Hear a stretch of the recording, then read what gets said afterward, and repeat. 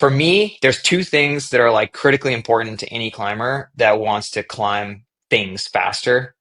One is that if you can visualize the movement from the ground to the top of the route, every try is a red point try.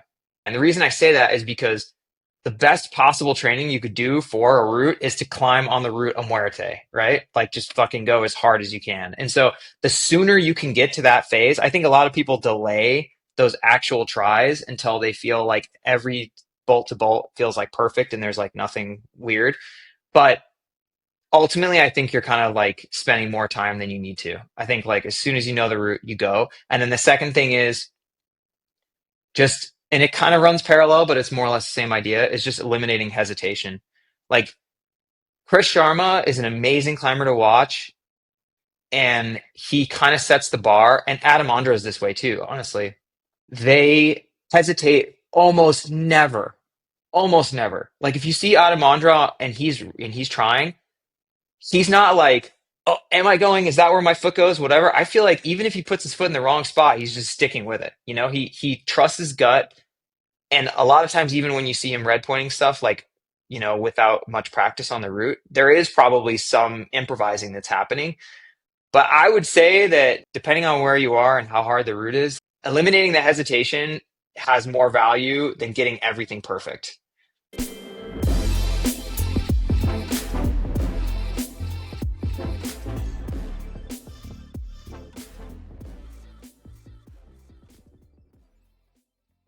Jonathan Siegrist, welcome to the pod, man. How are you doing? Josh, thanks, man. Good. Doing great.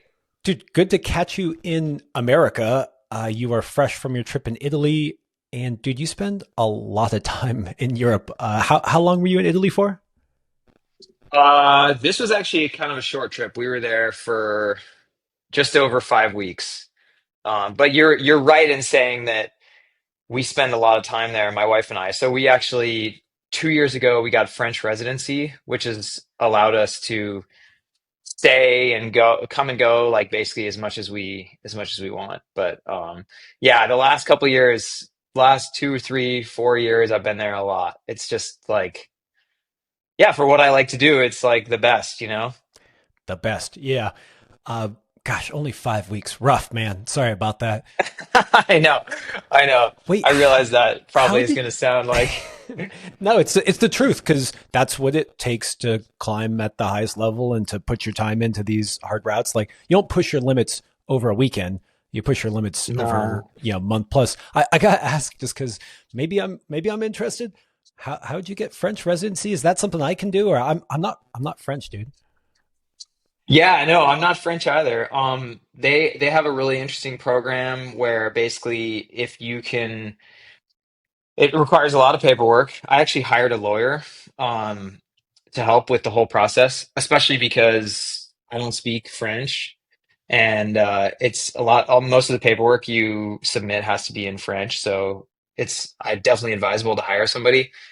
But yeah, they have a really compelling visa that applies to people in the realm of like science or sports or art.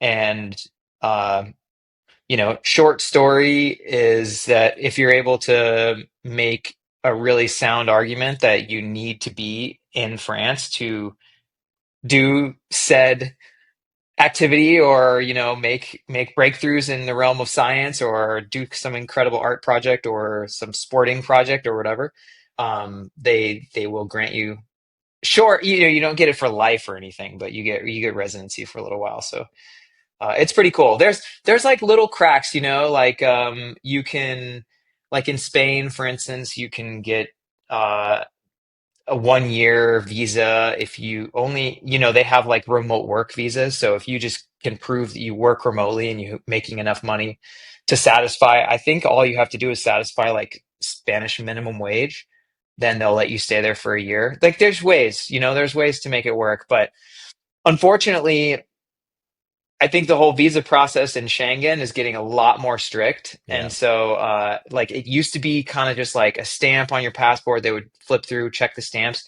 But now, starting, and I don't, you should fact check me on the exact date, but I want to say like this summer, basically all the Schengen countries are coordinating like digitally. And so it's like going to be way more strict now as far as like the 90-day period thing. So, Oof. Yeah, that I remember back in the day, some pro climbers would overstay their welcome, oh yeah. but then there was like kind of wiggle room where you would maybe want to depart from Spain because Spain seemed to be a little more chill. But I don't know if I want to put people on blast like who maybe got some privileges revoked, but it happened. You couldn't just dirtbag forever in Europe and flaunt those rules, unfortunately. Oh no, yeah, no. I have a few friends. One friend in particular that stayed for like really long time, and now has managed to make it work. And then another friend that overstayed his visa and ended up getting kicked out, more or less. And then he actually flew back in with the intention of like, oh, they won't remember, it'll be fine. And he was turned around at the airport and immediately had to fly back Oh, to the US. brutal. Yeah. So it is a thing, but if you're really ambitious about spending more time there, there are ways to make it work and do it totally legally. Well, I don't think you were doing anything strange there because, Jonathan, you're one of the top sport climbers in the world, especially America. And maybe France has some good sport climbing, maybe some good stuff that you gotta dig into, not just wine tasting. But you were just in Italy, dude. I like that you got your French residency, but I'm guessing you kind of get some. They have a reciprocity between those different EU countries. But I know you were in Italy, and we were talking before about how Italy, like Arco, was a huge deal back in the day. Like it was the Yeah. place, and I don't know if it's fallen out of favor, but what made you decide to go to Arco? Maybe it's now back in favor, but yeah, what drew you there? Yeah. So, I mean, you're totally right in that Arco it's a legacy crag in Europe for sure, and in Italy. I think it's kind of between Finale and Arco. Those are like the legacy crags in Italy. And it's hosted a lot of incredible competitions over the years, but also just like the outdoor climbing and the like pretty high level climbing in Arco since the 80s has been like crazy. So I don't exactly know what happened. I mean, there's a phenomenon that takes place, and I assume this happens in bouldering too, but like in sport climbing, I feel like certain areas become like super popular and, are kind of crazy for a few years. And then for whatever reason, there's like slightly less emphasis on that area. And it kind of doesn't go all the way to obscurity, but it might go like to something much more chill. And then kind of the wave comes back and gets crazy again. Arco, I have a feeling too, because there's so much like there's a lot of like Excalibur's been in the spotlight a lot, and I know like right now there's like four really strong, all capable climbers that are trying it. So I have a feeling that it's going to get climbed a bunch, Hmm. um, or not because it's very hard. So who knows? But I I think Arco could be coming back into the spotlight, and you know I can't tell you exactly why it kind of faded away. I think it was probably just because Catalunya had this insane resurgence of hard routes when Chris moved there and started bolting tons of stuff. And, there's always been really ambitious climbers in Catalunya, like really pushing it. But I think that it had this period, maybe, 2000, late 2000, like maybe 2009, 2008, something like that. For about 10 years, it was like the place to go. Um, and then it kind of felt like a lot of the emphasis moved back to southern France. Like certainly like bibliography helped that motivation. And it's funny, because I'm mentioning all these like super high level routes, but it is true that there's a correlation between like an area getting a lot of attention because of a high level route. I mean, it's the same with like Red Rock. Like very few people are going to come to Red Rock and try Return of the Sleepwalker, but that being like so much in the media, like in the forward space of the media and kind of drawing everyone attention, it does like it's the same with like an Olympics goes to LA. It's like I'm not going to be in the Olympics, but I might see so much imagery having to do with LA, and it might motivate a trip. And so that's why I think some of these high level routes are relevant even for like a 512 climber or a 511 climber. Yeah, I wonder if it has something to do with some new level gets reached, like when Arco was the place. But I mean, dude, that must be like 20 plus years ago, to be honest. It could be that long ago. Like this level gets obtained. People go, they test Hmm. themselves on it from all over the world. They go back to their home crags, maybe with new eyes. And they go, huh, Hmm. like maybe I can do this project and maybe I can go bolt this new cliff. And I feel like then, yeah, Catalonia, well, dude, when you drive around that area, and I just remember driving around, I was like, hey, what is that giant cliff down in that valley? Totally, They're like, yeah. I don't know. It's probably amazing, but no one's bolted it yet. It's just, I mean, there's a lot of rock there, but I mean, you kind of went along those waves, right? Like I know you had your time in Spain, obviously, France and Italy. And what makes each of those places unique for, well, it could be for you, but just in general? Oh man, I mean, and it's true. I've probably spent like, you know, I don't know. I would have to total up in months, but maybe like 2 years of my life in Catalonia. It's a place I'm totally in love with, and certainly close to that in France. I was in France for like 6 or 7 months in 2023 and 5 months last year. Um, and then in Italy, like now we're all motivated on Italy, my wife and I, and myself included, and they're all totally unique places. I mean, I think that what I really enjoy about Catalunya is the I mean, the density of hard routes is crazy. The style of climbing there is probably of all the areas my favorite style. It's like tends to be like really pumpy, kind of like longer routes, less of like a bouldery, like your bouldering level can be a little bit lower and you can do kind of harder routes generally. I mean, it depends obviously on which crag you're at, but the routes just tend to be like fun and kind of user friendly, I think, across all the grades. And I mean, the lifestyle there, the people, like the attitude is awesome. Like it's like undeniable, like it's just really friendly, really welcoming. It's like a place where and it shows like people go there. I think that if you were to offer up those three countries as like a vacation climbing spot, most folks from the US at least would choose Spain because like the vibe is just crazy. Um, but then there's southern France, which is also a unique vibe. It's amazing. It's a little more like green, a little more lush. Uh, and it's just like the rock quality is totally psycho. It's like 10 out of 10.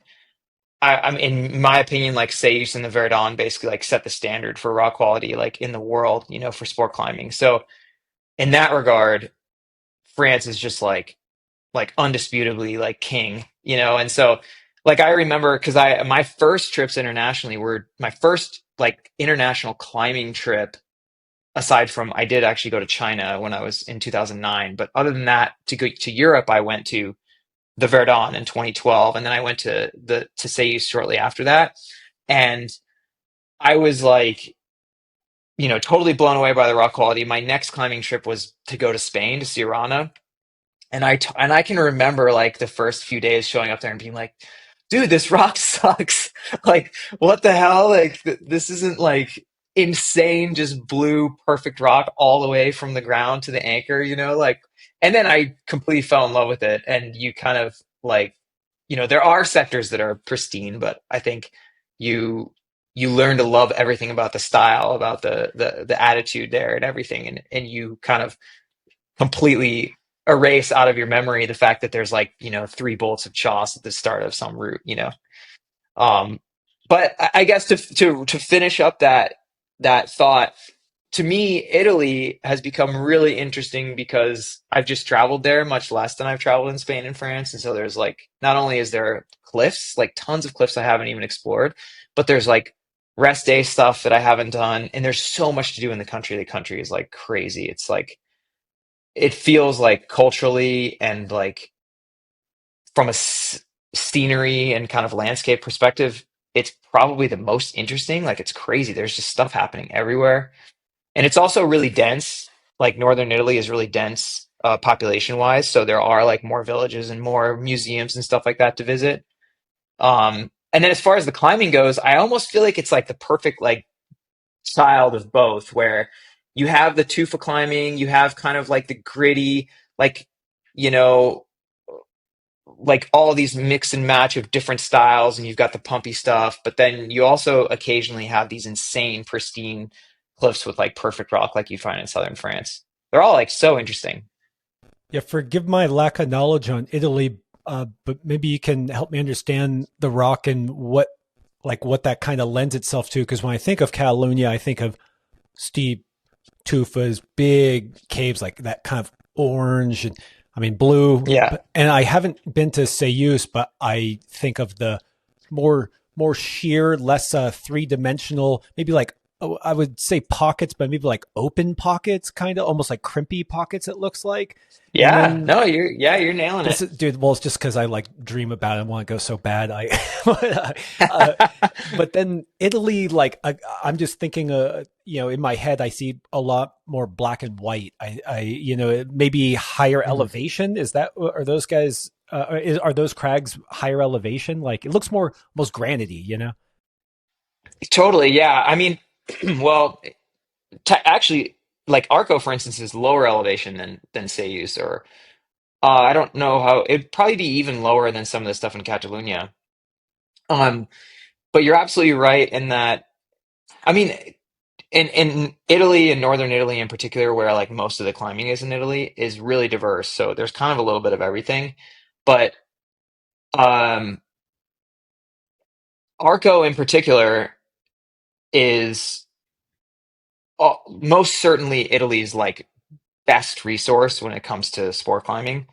It's a enormous area. The guidebook is massive. It's like this. And there are like no joke, I think the guidebook has like 80 crags that are all like within the realm of Arco. So, you know, within an hour drive or within a 45-minute drive or something. And so I think it's something that I was really impressed with when I first went there. Because like Sayuth is like a monolith, right? It's like one enormous crescent shaped cliff at the top of a hill. There's certainly other climbing nearby Gap, but Thais is like you do the same hike every day and you walk up and then there's just like hundreds of routes all like next to one another. And it's insane. And it's still, in my opinion, undeniably the best cliff in the world. But what's so interesting about Arco is that you can go to this place and you can say you can pick almost any style you want. You can be like, oh, I want a long, pumpy, overhanging tufa root that gets shade in the afternoon, and like there's a crag for that. Or if you're like, oh, I'm really into this like super short, bouldery, like sharp crimp situation that's gets shade in the morning, then there's probably a crag for that, you know? None of the crags are huge. They don't have hundreds of roots. They might have between like 10 and 30 roots or something for the most part, but they're like all really unique in character and they're all really close together, which is really fun because you can go on one trip and kind of like pick different character roots like as opposed to like what you're feeling for each day or whatever. Or even if you have a partner that wants something totally different, you can like combine two things in a day. All right, you got me. I'm going. I'm supposed to go to Italy for the 2026 Winter Olympics, so maybe I'll get some climbing in. Uh, Oh, okay, killer. yeah, Yeah, yeah. I have some people who are like, you can climb there during the winter. It'll be fine. We'll take you for some sure. places. Uh, Yeah. okay, man, you convinced me because when you were saying like the vibes, the people, the scenery, and I think you called out Spain as the place where maybe most Americans would go. I was just like, dude, who cares? Like France, Spain, Italy, like you just I'll pick one out of a hat. I'm sure I'll have a good time. And so Yeah. my last question for you on this front is, well, why don't you live there? Or maybe what does America have to offer that the I don't know. Yeah, pick whichever one you want out of the hat. Like what you're still. I think you're in Las Vegas, which is your home base, Mhm. and I mean, there's some climbing here too. But yeah, what makes? Can you contrast it to what we have going on over here? Dude, for sure. And I think that's a great like next part of the conversation because it's funny, I for so many years I was going on these trips, 2 to 3 months before I was together with my wife, I would just do like 3 months all the time. And then, I was doing a lot of the trips alone. So I would cut them down maybe to like 2 months or something, 1.5 months. And I always felt this like sense of time pressure. And it always kind of got to me. And I think in my mind, there was a part of me that said, oh, if I just didn't have any time pressure and I could just live in this place, that I could like do greater and greater things. And so that really was the stimulus that led to me getting residency in France and thinking about being there more long term. But in reality, I actually, I went and I spent a big chunk of time in France um, in 2023 and also last year quite a bit. And what I discovered is that for me, as much of a dream as it is to live in these places, I think for me, especially being 39 years old and really pushing myself and kind of knowing the type of environment and resources I need to do my best, what I realized is that it's kind of better to go for just like 6 to 8 weeks. And the big reason for that is this. Most seasons last 2 months maximum, right? And then as the season changes, you either need to move or, like most of us, would retreat into some kind of training or something and preparing for like the next season to come.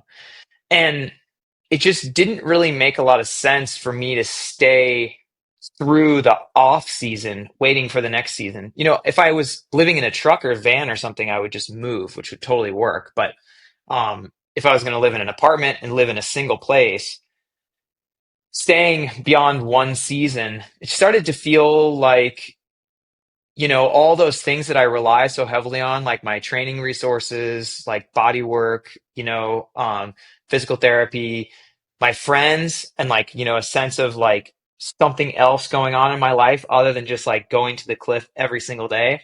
I was starting to feel like, man, I think I'd be better off going home to like recharge during those in between moments and then coming back. And I don't like all the air travel that's involved with that, so I try and cut my trips down to only like twice a year maximum. But I do think that ultimately it's going to yield better results because what I found there is, and I think we spoke about this before just in private, but like I've the gym culture and the training culture is very tough. Like we're used to an incredible standard in the US, and I think that especially in France, the standard is really low in comparison to what we have. And in Italy, it's better, but still, like, you know, you're not going to find a gym that's properly air conditioned in the summer. And so, like, you're just going to kind of have to make do with that during the summer months. Basically, all these little things I felt like I was compromising on. And then on top of that, you're spending extra money and time to be there. And so, yeah, it just made more sense for me to come back, to the States in between trips and kind of recharge and train and be with my friends and family and stuff like that. Body work, training. 19-year-old J Star is like, what are you talking about, dude? Just I know. just go I climb. know, totally. I know. I start to feel like it's funny because when I came back from this previous trip to Italy, I was like so broken and like I saw my massage therapist and my PT, and then like within a week I was already like, oh dude, I feel bad. My arms are working better and like I'm not like totally crooked and messed up. Do you think that having that time pressure actually does lead you to not just send because, or it's not just like that aligns with the season, but just this idea of having some kind of time clock, like a deadline, helps you actually complete the project you're on? Because sometimes when it's I have like my local crag. There's like some climb, like, oh yeah, I'd like to do that someday, and you Hmm. kind of show up to it, and then it's kind of hard, and like, oh, maybe next season or whatever. It feels like it's always there. Like you think that having that plane ticket to go home like focuses you and is conducive to sending. Yeah, to some degree I do think so. And I think that it's for a few different reasons. For one reason, like what I found when I was in France for so long was that like I love to see new crags, right? Like I have traveled so much and I've been on the road like forever, and it it sounds kind of crazy, but it's like a novelty for me to go to a crag that I've never been to before. Like to climb a totally new warm up and whatever, that's like really exciting. And so it was impossible for me to not feel tempted, when I have like a basically there indefinitely. I'm like, oh, I can check this place out, check this place out, check this place out. And so I think for one thing, having time pressure, because like for me to climb near my limit, and I'm talking about like 9B level, or at my limit, I unless something unless everything is perfect, that's going to be 1 month minimum. And you know, that's not including like a potential week or 2 weeks that I have bad weather, maybe my skin goes, and so if I've got a 5 or 6 week trip, like for instance, this one I had in Italy, I literally like there's crags there I haven't seen yet that I would love to go check out. I'd love to just play around on random routes, but I trained for this route specifically. I arrived, I knew I had like 5 weeks plus a few days. And so because of that, it was like from day one, I didn't even think of doing anything else. I just like only tried the one route. And then if I had extra days where the weather was bad or where I felt like I needed a break from the route, then I would use that to like train in a way that was targeted to like help me progress on that route. So yes, I think that in the end it actually makes things more stressful, especially in the last week or two if you're still like going for it and the weather's crazy and your time's running out, like which always fucking happens to me. But I think that overall, it can actually really help you get things done. I say the same thing in large part about people that are like on the weekend warrior program. I think that sometimes that can be like the best schedule because during the week you just don't have time for outside climbing, so you're training, and so you're always like kind of pinned to these training days, which is awesome if you can keep that up. And then on the weekends you've got like one thing and you're probably really focused on that one thing, and a lot of times it can be like really conducive to sending. And I felt kind of similarly on trips like this where I'm reduced to an amount of time and I know the end is coming. A big mindset shift for me that I just inherited from stronger peers or mentors at the time was this concept of when you go out. I am a weekend warrior. I was going to say I am a weekend warrior. Is you're going to do the climb. Like you're not going to kind of, I don't know, check it out. Like, I mean, maybe if you're really looking at your limit and you know it's a long term project, but when you have some kind of reduced amount of time, it's just like this different shift in mind of we're going to go see this boulder. It typically was a boulder, and we're going to do it. Not just go see it, we're going to do it. And Yeah, I think you can extend that thought process even to I'm going to go there for 5 or 6 weeks. I'm going to do the route, yeah. not just check it out. And I think especially, I think that all of that gets amplified too when you're systematically training and preparing for it. And it makes it easier to make that decision too.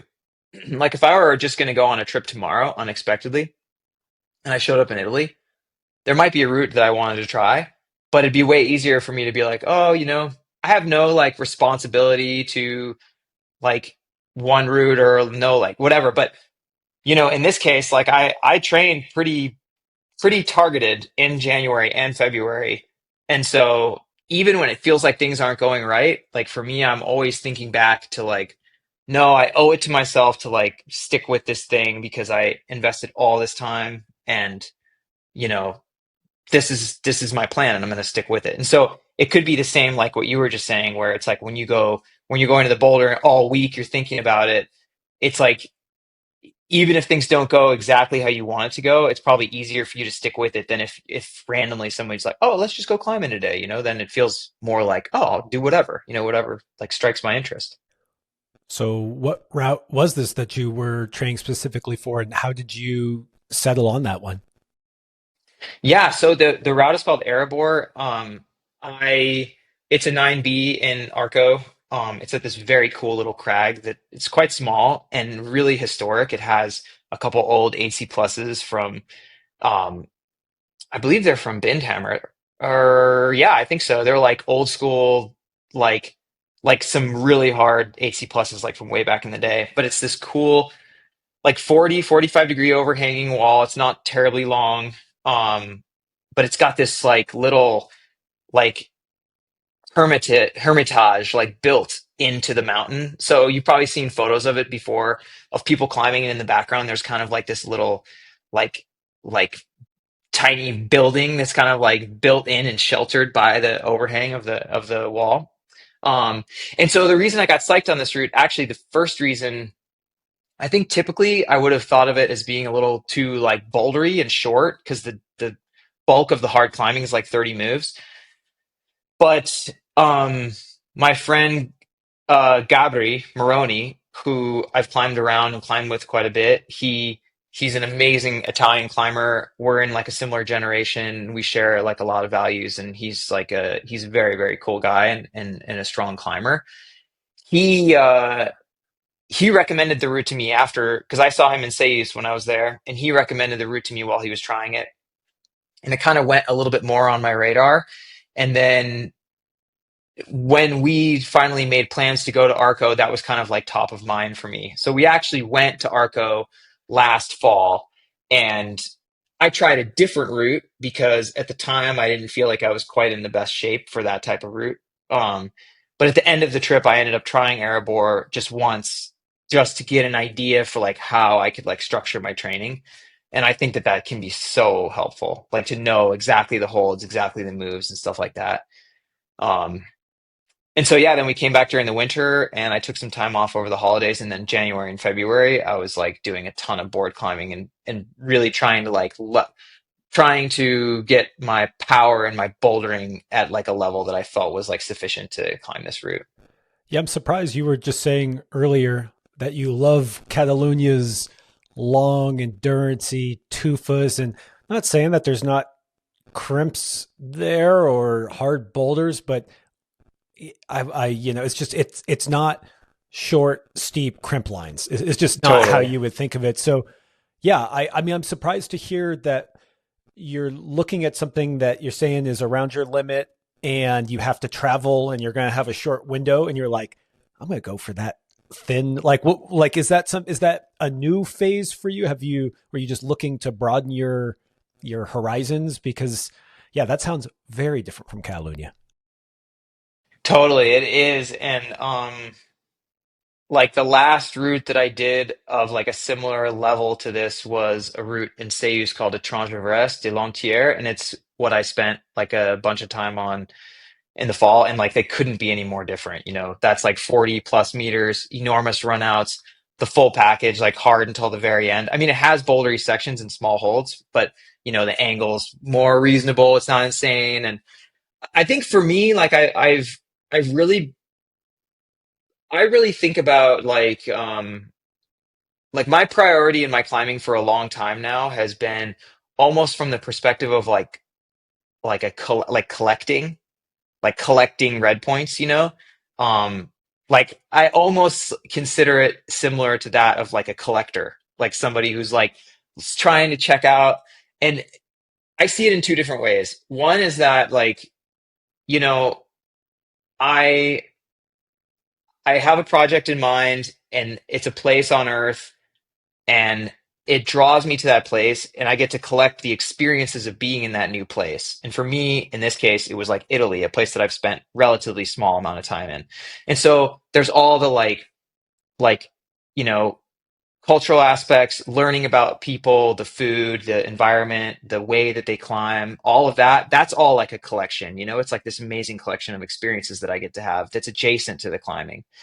But then I also think about it more broadly, and that is like of the 9Bs that I've climbed, one is quite bouldery, but the others were all way more like in this longer, more like pure enduro style, or like strength endurance, enduro adjacent, where like it felt like, oh, it would be cool to challenge myself in this new way, and like, if you will, like round out my collection by like trying something that was a little more on the other end of the spectrum. Um, and I've tried to do that a couple of times, but this, as you said, I mean, this for me was definitely, this felt like a big risk because it's not my best style. I'm on a relatively short trip, and it's overseas, like a place that, takes a lot of time and money and energy to return to. But, you know, I tried my best. And you came away successful, dude. I really like this. Okay, you said collector or collection. It makes me think of how we used to joke about uh, the Pokemon thing, like, and relate it to climbing. And the thing was like, you got to catch them all. You got to do all of Totally. them, all of them. But the reason why Totally. I kind of like that view from you, dude, is there's this idea of, hey, like, let's build a pyramid, let's make sure we don't have any weaknesses. And that's, I don't know, that's like a very, like, I want to be the best I can be, and there's nothing wrong with that. But I actually Hmm. kind of think that doing it more in the sense of, I want to have this myriad of experiences that climbing can offer me. And yes, it does broaden your horizons, and maybe it makes you better at some random on-site because you're like, oh, I've encountered this before. But I actually think that Hmm. like the way you're approaching it is more of the way it really feels, where like it feels different to do a short, bouldery, thin route than a long rope stretching 2 foot climb. And one's not better than the other. One may suit you, but sometimes you have better experiences on ones that don't suit you, actually. And just, I don't know, there's something Totally. about that that really resonates with me, that I'm always saying to people, like, go do something different, because it's like I always say it's like finding climbing all over again. If maybe you boulder, or then you tie in, or then, I don't know, big wall, whatever the case may be. Totally. No, absolutely. And I think that, I think all the various climbing disciplines have a big range of, like, styles and things that they can offer. But I would argue that actually sport climbing has like the largest range, and that, you know, something like Excalibur is a sport climb. It's 18 moves long and you clip twice. That's a sport climb technically. Yeah.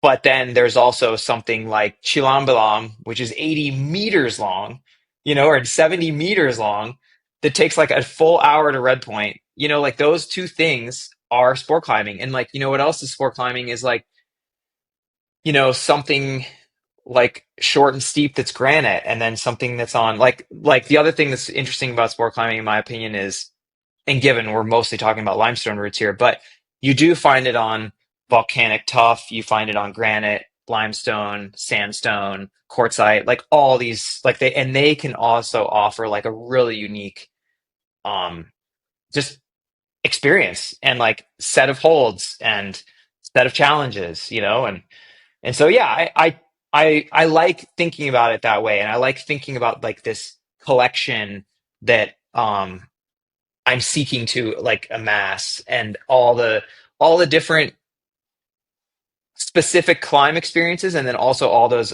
like climb adjacent experiences, whether that's like going to live in Barcelona and climb in Montserrat, or it's like going to live in my truck in the middle of the desert, like, out at the pop tire or whatever it is. Very different. I got to tell you, I was talking to Simone Lorenzi, who's a amazing boulderer. And when we Yeah. talked about sport climbing, he was like, I think the 9B plus I could do is Excalibur. So when you said, I didn't realize it was only 18 moves, that's wild. Still a sport climb though, like you're saying. Uh, Yeah. I want to make sure I don't forget to ask you about the training you did for Erebor, but you said something that I really wanted to ask you more about, where you said you enjoy going to these different places. We'll say, France, Italy, Spain. You said something about seeing the different styles of the climbers there. You may not have used the word Hmm. styles there, but I'm just kind of curious, when you see the locals at these different areas, what do you notice that is different about each of them? Like, is it, a cadence that they climb at? Is like how they bolt, like the way they rest, just what they yell at each other? Just what do you notice in the locals between those different crags? Oh, dude, for sure. I really enjoy that aspect of it. And I learned so much too, because I think each culture, I mean, even I feel like I learn a lot when I hang out with like, young whippersnapper boulderers too, because climbing, there's just so much in climbing culture, and I think everyone has a different way of approaching rock. So, um, yeah, I mean, there's no question in my mind that generally speaking, Italians seem to take things really lightly. Like for the most part, Italians are like having fun and sometimes loud in like an endearing way and like enjoying themselves and just kind of like at the crag, you know. I mean, certainly, you know, like people are occasionally taking it really seriously, but I enjoy that kind of like playful approach and kind of like there's a lot of laughing, there's a lot of like kind of joking around and stuff like that. And then I also thought it was really cool just to like, you know, again to step into the student mentality because like we've become really good friends with Stefano and Sarah, who Stefano Gisolfi, and we stayed in their apartment because they were in Spain while we were in Italy, and that was really cool. Even to like train in Stefano's little dungeon, you know. Brooke was there as well, like trying Excalibur. She was training in the same spot, but it was just even cool to see like the way he put holds on his wall and like the type of circuits that he made, and it gave me ideas, you know, for things that I could do versus like, you know, in the past, in both in Sayus and in Spain, I've climbed with Jorge, who's like one of the absolute best climbers in the world as well. And to see the way that he has this like maniacal training, like this crazy. I mean, we'd get down from long days in Sayus, and he would like it'd be like 11 p.m. and he'd hangboard for like 90 minutes, you know, like this crazy that like 23-year-old like 90 plus like insane vibes, you know, and then you know there's also people that you run into that are really high level climbers that take it really chill and rest more and have like a way more kind of like I think mentally, you know, they try and change I think the way that they attack roots mentally more so than just physically and stuff like that, you know? So, I mean, it's hard to really pin down any big differences between the three. To be honest, like we never really experienced like too much of the training culture while we were in France because near where we were living, there are no gyms. And when we traveled to go to gyms, um, in full honesty, like they weren't something we would want to go to again, you know? So I never really like got a big experience for that. Um, but yeah, both in Spain and in Italy, you know, like in Sirana and in Balaguer, which is near Santa Linya in Spain, there are kind of like these like little like grungy but awesome gyms. And after climbing, everyone goes there and like tops off their session and is like using the boards and all this stuff. And so yeah, it's just so fun to see like the different ways that everyone approaches climbing and training and you know where their mentality is with it all. It's nice to kind of pull a little bit about what you like from each thing you see. And I don't know why this always stuck in my head, but in Spain, you often hear people yell "a muerte," which means Yeah, to death or to the to the death. death. Yeah, and I don't know, like that always just I do when I think about some of those greats just yelling their way up those long endurancey climbs. And I'm not saying that's everyone there, and it's not. It's just it's a stereotype that I love, and I always really enjoyed hearing that, like "a muerte," and that's like a Yeah. little bit of culture from there. It's absolutely and just from my experience and like you know all the best Spanish climbers that I've climbed with, it's more than just a phrase. It really truly is like a lifestyle for sure. I mean, it's something that they like. You know, I often think about your climbing level and then how much of that level you're accessing in the moment. You know, like a role model for me forever has always been Tommy Caldwell. I've climbed with him a ton of times, and I always felt like at any given moment, you know, assuming that there's the right stimulus, he can access like 101% of his strength potential. You know, he can just like his try hard is crazy. Like I've seen him turn it on and you're just like, whoa. We tried the Dawn Wall together in 2012 and like watching him up there in certain moments and then even just bouldering or whatever it was, you know, he'd go from being like somewhere down here to just suddenly being like there.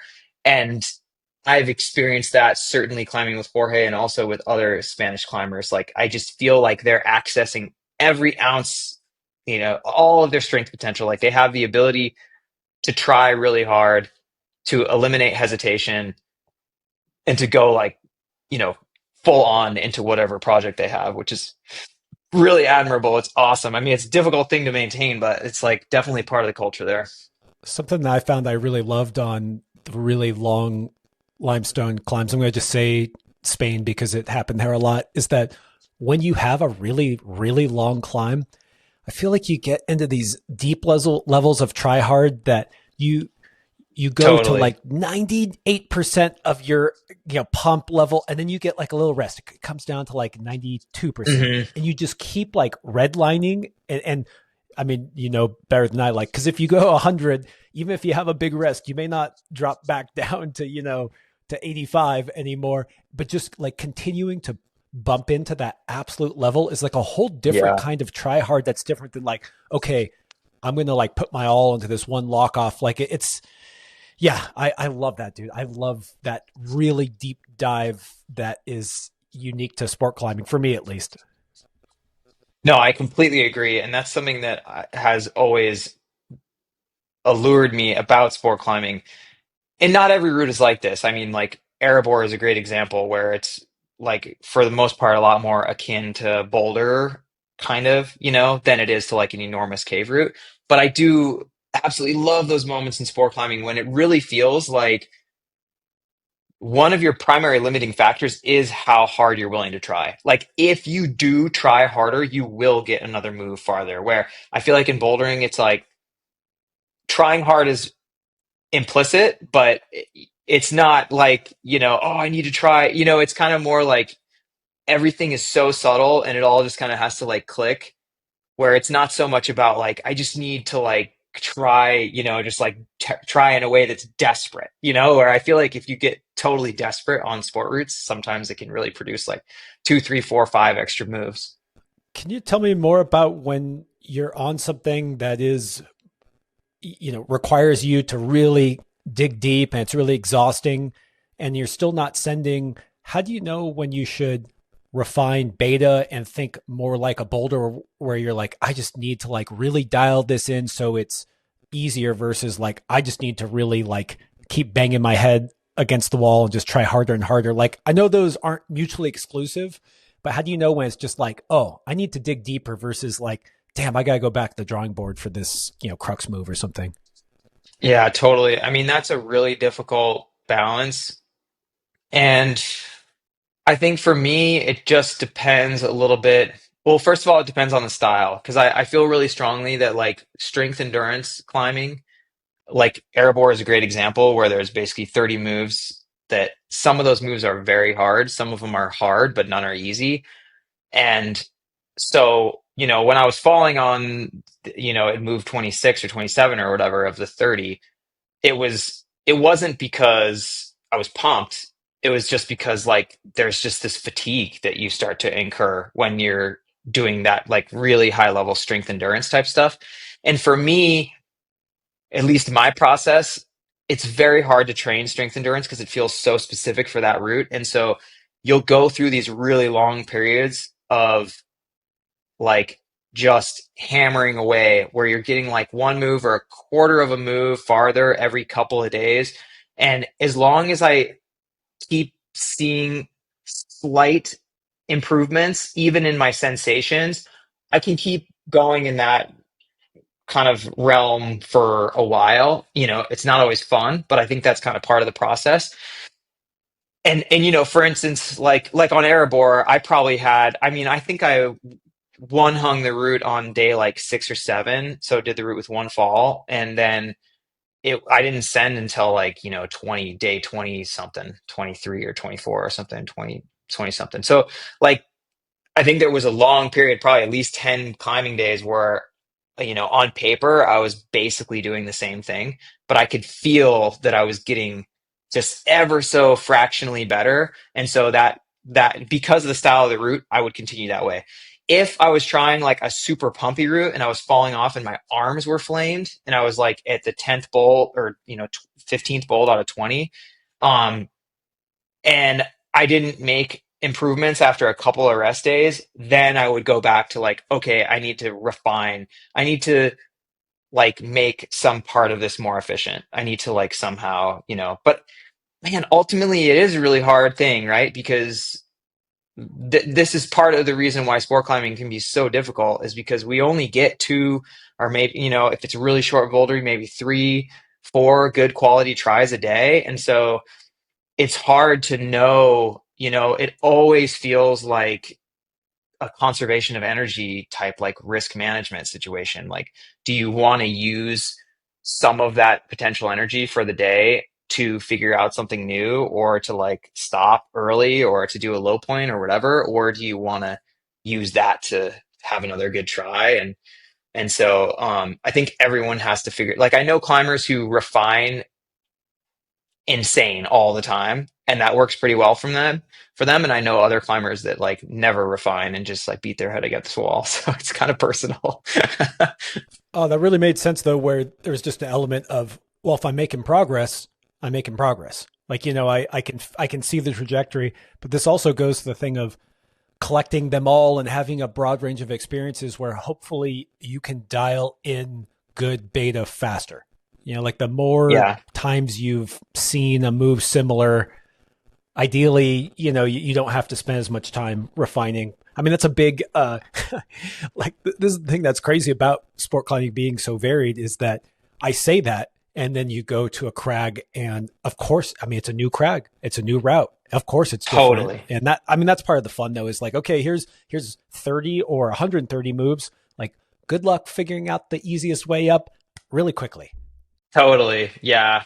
I think my two, and you absolutely nailed it. I think to like ultimately we all like to send things faster because then there's more things to climb. And then, we I think also we often like pin this idea of doing things quickly with progress. And so we're all trying to do things like faster, or, a certain grade faster or whatever. For me, there's two things that are like critically important to any climber that wants to climb things faster. And one is, as soon as you know your beta well enough, like, the thing that I always say is that if you can visualize the movement from the ground to the top of the route, every try is a red point try. There is a period of time in the beginning of trying a new route where you need to figure things out, and you need to like, you know, find the most efficient way and whatever. And that's all really important. Figure out where to clip, extend the clips, do all that kind of stuff. But as soon as that period is over, and sometimes it could be like two tries, depending on how hard the route is, every try is a red point try. And the reason I say that is because the best possible training you could do for a route is to climb on the route a muerte, right? Like, just fucking go as hard as you can. And so the sooner you can get to that phase, I think a lot of people delay those actual tries until they feel like every bolt to bolt feels like perfect and there's like nothing weird.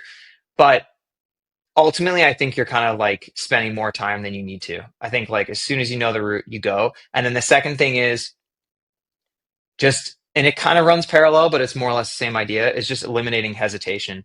Like, Chris Sharma is an amazing climber to watch, and he kind of sets the bar. And Adam Ondra is this way too, honestly, that they hesitate almost never. Like, if you see Adam Ondra and he's trying, he's not like, oh, am I going? Is that where my foot goes? Whatever. I feel like even if he puts his foot in the wrong spot, he's just sticking with it. He trusts his gut. And a lot of times, even when you see him red pointing stuff, like, without much practice on the route, there is probably some improvising that's happening. But I would say that, like, depending on where you are and how hard the route is, like, eliminating the hesitation has more value than getting everything perfect.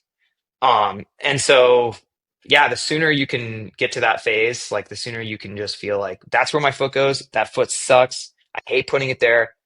But if that's where it's going, then I'm fucking putting it there, and I'm doing the next move, versus like trying to feel it out, and, oh, should I go back down and whatever, like all that stuff. Just, I think it's just a big hindrance to doing things quickly and to doing things efficiently. Easy to say, and then you're pumped.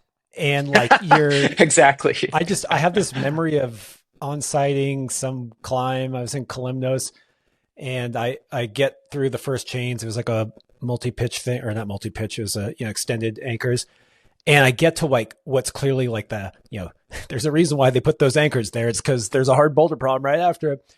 And I look at this Yeah. foot, and I'm just like, Oh, dude, there's so much boot rubber on there. Like I just Yeah, know I'm pumped, dude. And but I remember it so well because I really committed to the movement. It was clear. It's like, okay, here's a side pull. Just use that foot, twist in, go. And I couldn't even see where I was going, but then I just committed to the move. And I'm not gonna say it was easy, but had I just kind of dicked around a bit, not just trusted my dude. I say trust my instincts, but it was so much boot rubber. It was basically like a tape in a gym. But yeah, that dude, good. Yeah, good advice. I like that. I feel like I noticed an immediate improvement in my on-sighting. I used to try and like, I'd get to spots like the one you just mentioned, and I'd see all the boot rubber, and it was really slippery, and I kind of be like, is there something else? And I kind of like, I would not want to use, even though it was blatantly obvious what 99% of other people had used. I'd be like, I bet I can find something else that I like. And dude, as soon as I got rid of that attitude and just was like, that is clearly where people put their hand. This hold sucks, but it has more chalk. Like there's maybe something else, a little chalk here, whatever. This is where all the most chalk is. You grab that thing and you just go. And that I feel like that overnight made a pretty great improvement in my on-sighting.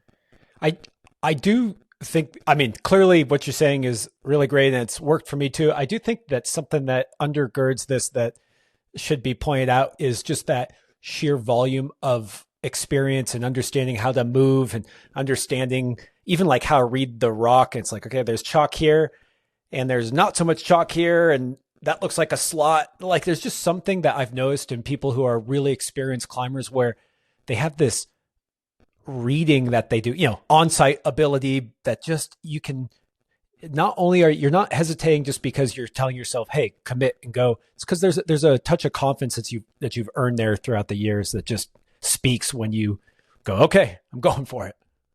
Totally. Absolutely. Yeah. Quick break to tell you about today's sponsor. And just a reminder, I only partner with companies that are run by climbers. Today's partner is Tension Climbing. If you're a longtime listener, you already know how much I love this company. And that's because they make my favorite climbing products. My typical gym session is on the TB2, warming up using a tension block and chalking up in their chalk bucket. Let's talk more about the TB2. It's my favorite board, and I consider myself something of a board connoisseur. The TB2 feels more like real climbing than other boards, but it also allows you to mimic other board styles when you want to. And to add even more variety, the TB2 has a mirror layout and a spray layout using the same holds. This means one hold set has two distinct layouts, and that means even more problems for when you want to switch things up. The secret behind Tension is that it is run by real climbers that care. The products they create can only be done by those with a deep understanding of climbing needs. You'll recognize the difference the moment you pull onto the TB2, hang on one of their hangboards, or use any of their innovative training tools. Go check them out at tensionclimbing.com. Okay, back to the pod. Okay, man, we keep talking about Erebor, but I also, I want to make sure that we touch on that prep into it because it kind of blew my mind when you said that you were training for basically 2 months. And I want to hear about what you did to prep for that, but also, is that standard practice for you to see a climb, get psyched, even get to fondle the holds, and then dedicate 8 weeks or months into it before going the trip? Like that's a big deal, man. That's very different from just saying, I saw a cool picture of something. My buddy told me it was good. I'm going to like do a few hangboard sessions before going. Is this something that you typically do where you prep that much? If I have time, definitely. And I think in the case of a route like this, because I'm going into it knowing that it's not exactly my forte, I think that like a lesson that I have learned so many times over and over and over again, and you kind of alluded to this a second ago, was just that like I can be pretty damn good at one thing. Like, when I came back from climbing on Erebor, like I felt like my strength endurance was really good, and like there were certain elements of my climbing that felt, like they were peaking, but then there were other elements of my climbing like I just knew, like for instance, one of the first outside climbing days that I got back, I went up to a crag in town called 5G. that has a long hike. It's at altitude. The route I was trying is from my buddy Mike Doyle. It's 40 plus meters long. It's basically vertical. It's like crazy pumpy. And I got fucking destroyed on the first day. It was like, I seriously, like, I like limped down the mountain. At the end of the day, I was like, oh my God, it's all over for me. Whereas, like, if I went to a short, steep, edgy, thing or whatever, 14C, that's the grade of this route, I maybe would have had a chance of doing it in a day, but like the thing is that I know really well that I can't be, I can be good at a couple different things, but I certainly cannot be great at all of them at the same time. And so when I see something like a project like Erebor, and the same thing was true for the other like super bouldery 9B that I did, which is called Peruvian Necktie. The pop tire. It was the same thing where I was like, okay, if I just show up, even if I feel really good, like, and I'm climbing 14 plus or whatever, and everything's great, I'm gonna get owned. Like, I'm just gonna get owned. Like, if I don't adjust at a bare minimum, I feel like I need 3 or 4 weeks of like adjusting to the hold size, to the hold type, stuff like that. And so it just happened to coincide with a period of time that I wanted to be at home, and I needed to do like a bunch of work stuff, and it was great. So it was a really good opportunity for me to train. And basically, after climbing on the route a little bit, what I realized is that I tried some of the moves, like kind of the lower boulder problem, which is probably the hardest part. Has a really small pinch, has some pretty bad crimps. And I felt like there was a lot of like shoulder stability that was necessary because you're doing like some, for me, really long moves. And so for that, I found um, like the TB1 to be really good, a lot of tension on the feet, and then like a lot of movement on the TB1 tends to be like spanning, I think, because it kind of climbs like a systems board. And that was awesome. It felt like really good training. But then I also knew that I needed a little bit of like strength and endurance.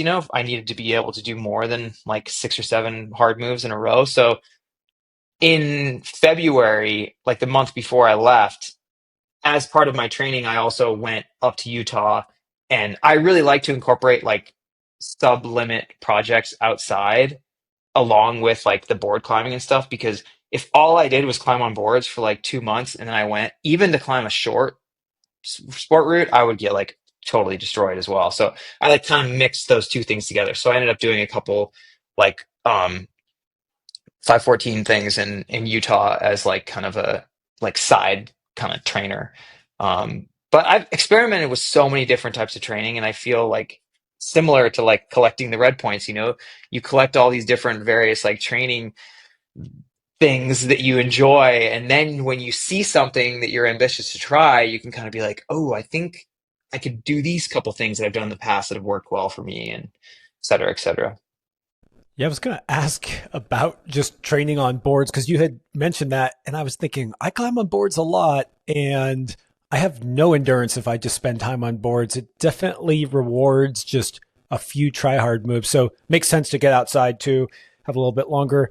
Uh, you said that you had pulled on Erebor the year before, kind of looked at the moves and got an idea about what those holds were like. Did you like write down like, okay, like the crux move seems to be like a 12 mil kind of Gaston edge, and then did you do anything specifically where you're like, I'm going to set the crux on the TB1 or some other board? Like how granular do you like to get on something like that? Yeah, totally. I I didn't write anything down, but what I do is I take a voice memo, which I find I like that more. Yeah, I do the I, same. I Yeah. like, yeah, nice. I like it more because I include details that I would find to be too laborious to actually write down. So like, if I'll be like, oh, I found that there was like a put my thumb over this thing, I'm not gonna like write all that down. I'd probably just end up being like right hand crimp, So I include all these like crazy details. Like sometimes I'll have like a 15-20 minute voice memo. And I do the same thing too. Like if I've tried, like there've been plenty of times in my life where like I went campaigned on a route for 4 or 5 weeks or whatever and didn't send. And then like in that moment when everything's really fresh, I would write down all the nuances, or sorry, record all the nuances so that when I come back in a subsequent season, I can have a better shot. Um, but as far as like emulating exact crux moves and stuff like that, I haven't done that really too much in the past. Like if I were ever going to try like action direct or something that was like Mm. so much boiled down to, I don't want to belittle the rest of action direct, but I think a route like that and many others are boiled down to largely like one powerful move or one very specific move. I think that I would try and emulate that move as best I could. But like in the case of this, I think the key factors for me are angle, which essentially means like how much body tension you're going to be using and you know what kind of like engagement you're going to need. Hold type, so like pinches, crimps, pockets. Certainly when it comes to pinches and pockets, I feel like you have to be really specific with those things. And then the third one is duration. So like those three things to me are like everything. So like how steep is it? What are the holds like? And then how long, like how many moves or how many minutes are you going to be on the wall? And if I can try and emulate those three things the best I can, then I feel like that is kind of the like generally speaking, I feel like I get 95% there without having to actually try and like set the exact things. That's a good way to just really abstract out the big levers. It's like, okay, it's going to be crimpy, so let's not do a ton of slopers. And then, yeah, there is just a certain, well, actually, how do you know duration? I guess maybe it seems obvious when you're like, okay, it's this many moves, but I don't know, like climbs can be pretty variable and you don't know how long you're going to take on your red point go. Did you like ask Gabri or like look at a video? Like, yeah, how do you actually think about duration? Because I feel like that may be the trickiest one. I agree. That can be the trickiest. Normally, if there's a video from Adam Ondra, I just watch that and I trip all the time. No hesitation. Yeah. I'm so slow. Dude, I'm so slow. No, when I say duration, I try and think about number of moves as opposed to timing. Because you're right, like that would be like some kind of that's like level two info that you would have after like a campaign when you're then going back the next season. But as far as like knowing not a ton about it, knowing the number of moves is generally like pretty, it's at least like a pretty good start. Yeah. So you said it came down to the wire. You said it always comes down to the wire. I was chuckling about how I was like, oh, the deadline of your plane ticket. But I've been on enough trips with people, professional climbers, to know that that plane ticket date isn't the real date. It's just a date that often gets pushed out. And so, yeah, tell me about those kind of final days and maybe what actually unlocked it for you. Yeah, you're absolutely right. And we did actually extend our trip once. There was a hard date that we needed to be back in town. So, and we pushed it to the limit because we had to be back on the 29th and we left on the 27th. So we basically had like one day at home before we then left again on a different trip. So, um, but yeah, I mean, the last three or four trips I've had have always have ended up like this, and really things coming down to the end. I mean, like the one of the really memorable ones. I mean, probably the most memorable, definitely the most memorable send of my entire life was climbing Stoking the Fire in 2023, where the end date was very strict because I was getting married. So I was like, I could not push it. um, and that ended up coming down to the actual last day, last try situation, which is like totally insane. And like my experience has been that I tend to perform pretty well under those circumstances, but I hate the pressure. Like I don't like it, but it tends to work out, which I'm very grateful for. Which is awesome and I'm psyched. It doesn't always work out, but it tends to work out. But I kind of just if I can remove that pressure, I think I just like wake up every day and I'm just a little bit happier person than like if I wake up and I'm like 3 days left. The weather sucks today, so it's actually 2 days, that kind of situation. And that's basically the way it ended up with Erebor. We had 2 weeks left. So we were there for like 3 weeks. I had a breakthrough try where I kind of told you I was like hitting a wall, and then all of a sudden I like broke through and had a try where To be honest, I think that I had like a piece of beta refinement, like a tiny little thing that I changed that if I had that information before that try, I think I would have sent that try, but I didn't. And so I fell kind of on the last hard move.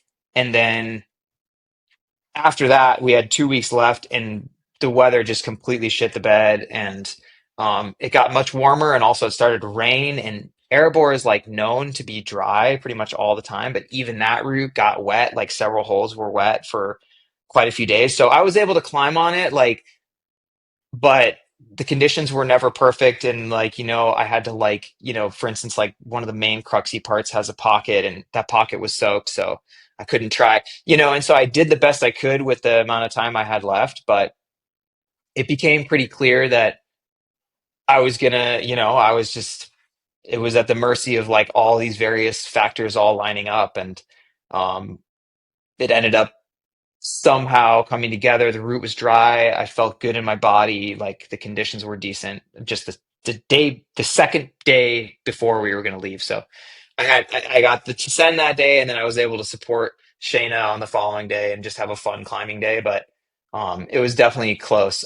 To put it like to give you perspective, like we were fully bought into the idea of going back in the fall. I had no like I wasn't like, I'm gonna do this route tomorrow. I was like, I'm gonna give it one more try tomorrow, and then I'm gonna train this, later in the fall and come back. And that kind of helps alleviate some pressure too, to be like, this isn't the actual last day. It would just be very convenient if it happened today. Yeah, I'm interested in some of these tricks because, or when I say tricks, I mean kind of like these mental gymnastics that almost have nothing to do with reality. Like there's just Oh yeah. like I have this day and I'm gonna either do it or not. But uh, I guess what I'm wondering is as you start stacking up this history of it always comes down to the wire, but then more often than not, I deliver or you deliver or one delivers. Like, do you ever just feel like you have some deep voice inside of you that's kind of like, I know time's running out, but I can perform under pressure and it's going to work out like, or is it always this like, I don't know, like this battle? Cause I always think success begets success. And I feel like if you start building up the momentum of like, it always comes down to the wire and it always freaking deliver. That somehow like that kind of like helps, but maybe not. Yeah, I mean, I think with any pursuit in life where you're really pushing yourself, I think that doubt and confidence are always at odds. And I have not, I know a lot of climbers, and typically they're young, that have a lot of success with like hyper confidence, like, oh, next try for sure. I'll just do it next try, or oh, tomorrow, yeah, and then I'll go try that other thing in the afternoon.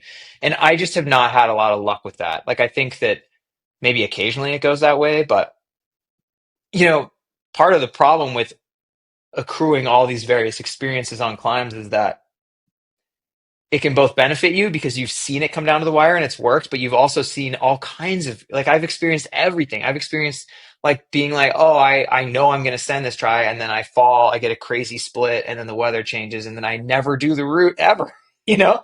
And so I think that like what I try and do is I try and just guide my optimism based on the experiences that I try and bend my focus on the experiences that are the most optimistic, and that can really help me. But as I've gotten older, I've definitely gotten way better about, still really wanting a climb or a trip to end the way that I want it to, but having a better sense of like, if this doesn't work out, I'm not going to hate myself. Like I'll come back and I'll try again and I'll give it my best. Or like, I'm also looking forward to this other trip that I have coming up, and this could be good training for that. I think I've been a lot better at like kind of, I don't even want to say self-love. I want to say more like not self-hate, if that makes sense. But no, man, it's tough. I mean, I always talk about this. I've talked about it a ton of times, but To do your absolute best, you have to really want it. That's like the bottom line. Like, there's no way that you can show up every day and just not care and it's going to work out. That doesn't work. And so you have to really want it. But at the same time, like, too much attachment is actually going to be a hindrance. And so a big part of overcoming these obstacles is being able to find the balance between the two. To wake up in the morning and be like, okay, today's fucking important because it's the last day and I really want to try. And so I'm going to take care to, you know, eat a great breakfast, like rest well, pack my bag properly, take the water I need, whatever, all those things. But at the same time, you have to also have it running in your mind like, it's not the end of the world if I don't send today. It's fine. Like, it's going to, and so that balance is really hard, dude. It's so hard. You know, how you hold those both in your head at the same time. And I will say that as soon as it left my mouth where I said something around success begets success, so you can just kind of, count on yourself delivering, I thought to myself, wow, that you're definitely not pushing the limit if that's really the way someone operates, because by definition it wouldn't be their limit, because if you're not failing, Right. or failure isn't a very possible outcome, then you're kind of pulling a punch there. Uh, you said something about this is something you've learned as you're getting older, and you're not that old. We're the same age, so I'm just going to say you're not that old. But what is any other kind of things you've come to use in your climbing over the couple of decades from when you were one of the young guns? I think that, as I mentioned earlier, I think that having access to like really specific training is important for me. And what I mean by that is, like, as I kind of have mentioned, like, if I have a project that's coming up, I really like to have the resources to be able to say, I think that like the moon board suits this crux the best, or I think that having access to a tread wall is the best, or having access to like a good hangboard setup or whatever is the best. And so I think that like trial and error over the many years, I've learned like the different tools that work really well for different things. And I almost feel like in some ways my toolbox is shrunk, but at the same time I implore so many different things. So I don't know exactly how to describe that. But that, and then I mean a key piece, and when I talk to climbers in their late 30s or early 40s who don't get regular body work, I'm like, how on earth do you train? Because dude, like, I do like stretching and self massage and stuff daily. But more than that, like, if I'm in town, I see my massage therapist. Like, if I'm training, I'm seeing him like once a week or once every 2 weeks. And yes, it breaks the bank, but it's like, dude, the amount of benefit I see, like the extra hours I can put in training, like even just waking up in the morning and feeling refreshed and feeling that extra piece of motivation to train, like, that is massive. And then, the obvious other things too. I mean, like, nutrition matters way more than it used to. I'm crazy lucky because my wife is a nutrition therapist, so she has that like totally wired. And then the last one I'll say, which is becoming like, thankfully, is becoming just like, common understanding now, is that, dude, I just don't drink. Like, I used to drink way more in my 20s. Like, I would have a beer or two every night, especially on a climbing trip. And I'm not gonna lie. I mean, I always joke because I say I'm not quite to the point of saying I don't drink. Like, if someone offers me a drink, I'm not gonna say I don't drink. I'm most likely just gonna say, oh no, thanks, I'm okay. But like, I mean, at this point, I'm probably having a drink like every 3 months, like something like that, and it helps immensely. I have to say, like, it just helps me sleep better, helps me recover better. And, if you're 24, you can probably do whatever you want and it's fine. You don't need massage therapy. You probably don't need the perfect gym, all this kind of stuff. You don't need to like watch your macros or anything. But I mean, I feel good, man. I feel as good as I did. Like, honestly, I feel as good as I did 10 years ago. I just need to pay attention to those aforementioned things and take an extra rest day every week. That's kind of it. Yeah, I do think that you can just kind of do whatever you want at 24. I always joke that they're basically on steroids because, they're young and like have hormones coursing through them. But I also Yeah. would push back on it in the sense of if you really do want to do your best, I I know having a beer is great. And I mean, in France, wine is actually healthy for you. So let's just, talk about that Yeah. separately. But if you really do want to achieve your best, let's face it, alcohol is not doing you any favors for sending, regardless if you're, 21 or 40. It just, and this coming from someone who definitely does enjoy a post send beer. Uh, Yeah. yeah. Well, I What also, about you, Josh? I'm super curious. Like I mean, we are the same age and you're a very strong climber and you've been climbing for a while. Like I'm curious. I love hearing this kind of feedback because I think like I'm seeing my peers. Like I used to think that like, the unofficial end was like 35. And then I thought, oh, it's probably 40. And now I'm thinking, oh, dude, I don't know, 50? Like I'm seeing great like rad stuff happen from folks that or 60, I don't even know. Or in the case of Bill Ramsey, 70. He just freaking climbed 14A like a couple days ago. yeah, good job. Um That was yeah. amazing. So yeah, what's your experience, man? How have things changed and what have you noticed like is helpful for you? I think I mean all those things I just get more and more dialed with nutrition, sleep, body work. I actually something I'll just say is typically as you get older you do have more disposable income. It's just true. Usually you get things figured out. Yeah. And I encourage people who are older to spend money on themselves in the sport that they love. Get Yeah. coaching, get a nutritionist, get body work. Like, what are you doing? Why not? It's different when you're Totally. 18 and you're like, I eat at McDonald's because it's the cheapest. And it's like, okay, I get that. Uh, Something that I have been leaning into more that's been helping me is recognizing what it really means to be your best and being more honest and not just leaning into the things I like. So I like trying hard, Jonathan. I like really hanging it out there. But then like I was climbing in Font with Carlo Traversi, who actually isn't super young anymore. Sorry, No, I Carlo. think he's just a year or two younger than us, Yeah. honestly. Yeah. And he had his kid Yeah. there too. So, He's got a baby. He's got a uh, gym, dude. and, Yeah. and Carlo, really physically strong, always has been. He's a ball of muscle and uses it to his Hmm. advantage. But as I watched him climb and talked with him, I watched him do the Big Island, and something Oh, that sick. yeah was That's cool. the hardest send I've witnessed, or hardest boulder I've witnessed. So and great climb. So I'm watching him, and I think of him as just being burly. I mean, when I saw Carlo coming up too, he was burly. Yeah. And I came out of gymnastics, and I always love seeing people be strong because who doesn't?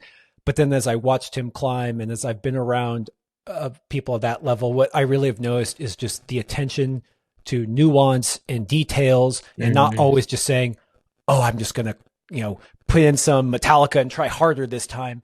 Yeah. And so, all that is to say that as you get older, I think you become more aware of what it takes. It could be nutrition, it could be sleep or whatever, and being willing to put in that extra effort so that I really do my best. And I have not historically cared about conditions so much, about skincare. I just want to show up and do my thing.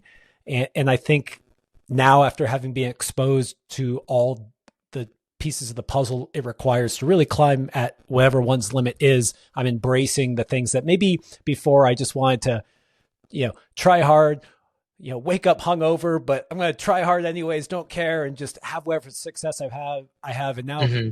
dialing in my system, kind of like what you were saying.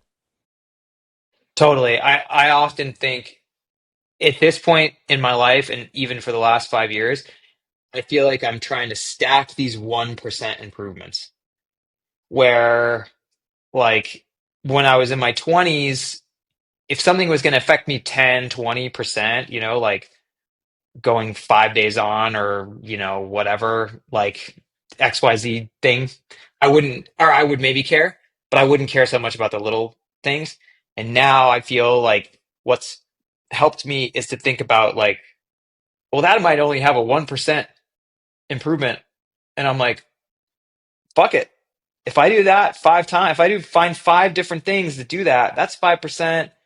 And when you've been climbing for over 20 years and you're in your late 30s or early 40s or whatever it is, dude, 5% is like, you're like sick. You're like, that's great. And maybe that 5 becomes 7%.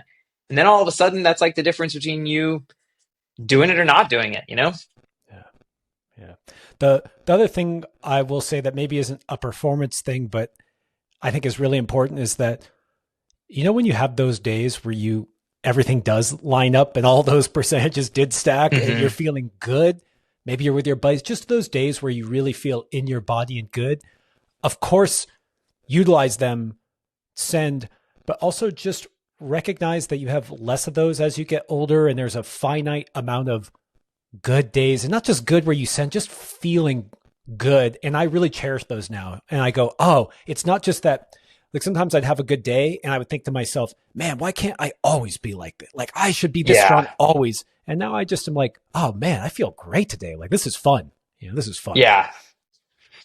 Totally. I that resonates with me big time. And I think of it as opposed to a day, I think of it as kind of like trips or like little periods where I felt like, yeah, when I was 27 and I was really everything was like ramping, I would have like whole years where it just felt like everything I tried, I just did it. I'd be like, oh, cool, cool, cool, cool. And then I'd have this like aspiration to climb this thing. I'd train a little bit, I'd go there, and it would all work out like just the way I wanted to. And then, in the last 5 years, and I don't even know if this relates to my age or if it's more of just like an exposure thing where like, you do this for long enough and then you have like a whole season where you're like, damn, I'm crazy unlucky with weather on that one. That one kind of injured me. And that one I just didn't train the right way and I showed up and I couldn't do it. And all of a sudden you're like, God, it's been forever since I had like a trip that went the way that I wanted to. And so then like, I think in my 20s, like after coming back from like sending Erebor at the like in the final moments, like with some bad weather and all this other stuff, I would have been like, sick. Okay, what's next? Where like now I'm certainly still my ambition is still there for like moving on and moving onward.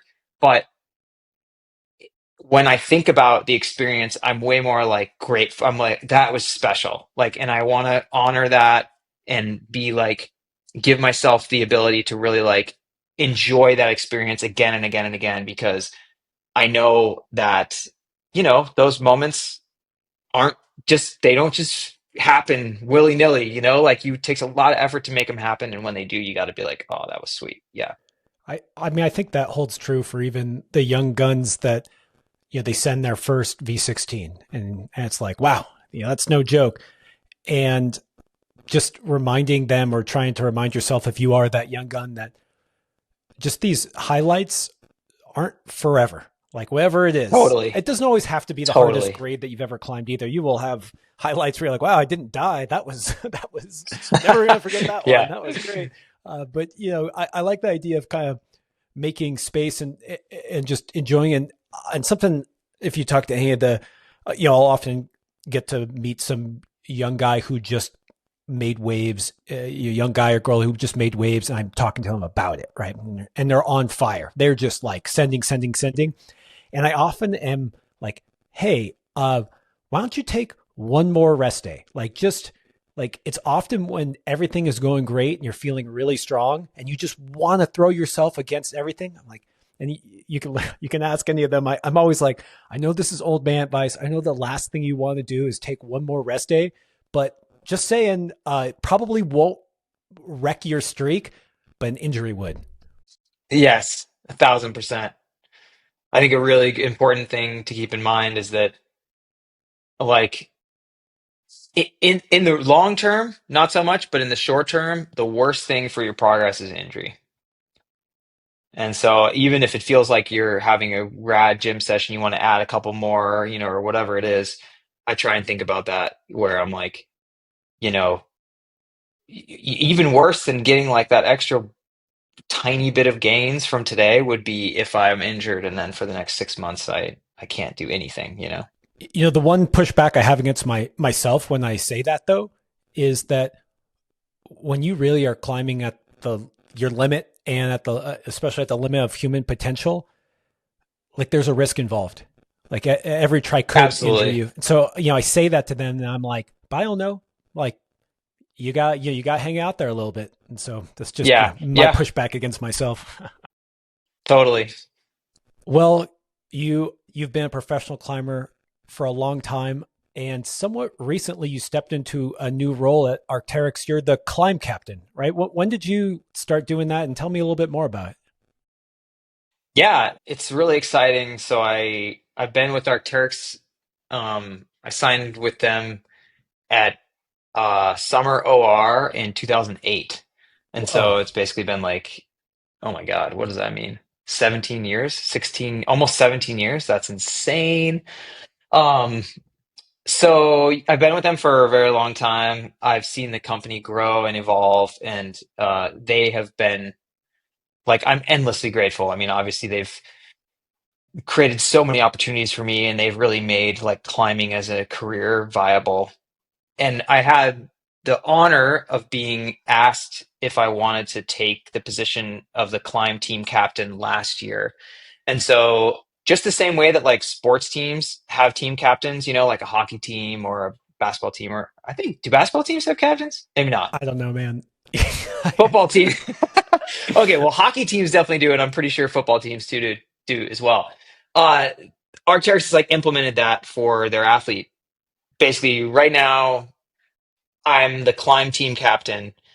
There's also a ski team captain, a snowboard team captain, and a run team captain for like the various different disciplines within like the umbrella of Arcteryx athletes. And it's an amazing opportunity, and it kind of like it's been really exciting for me in a number of different ways. And one of the greatest ways is I do feel like I have an investment in the brand and in this company, and I've been aligned with them for so long, and it makes me feel like so honored and so valued that they would care that much about like my opinion and my experience, because essentially what's happening now is I am able to help guide their strategy when it comes to marketing, when it comes to other things within the brand, and when it comes to acquiring new athletes, when it comes to athlete program. I'm able to give a lot of feedback, and so the way that I try and represent that to the absolute best is not only a to like keep myself at the crag, which is what I want to do anyways, but I want to keep like a pulse on what's happening in the world and at the crag. But also I check in with the athlete team constantly and see like, how could we be doing things better?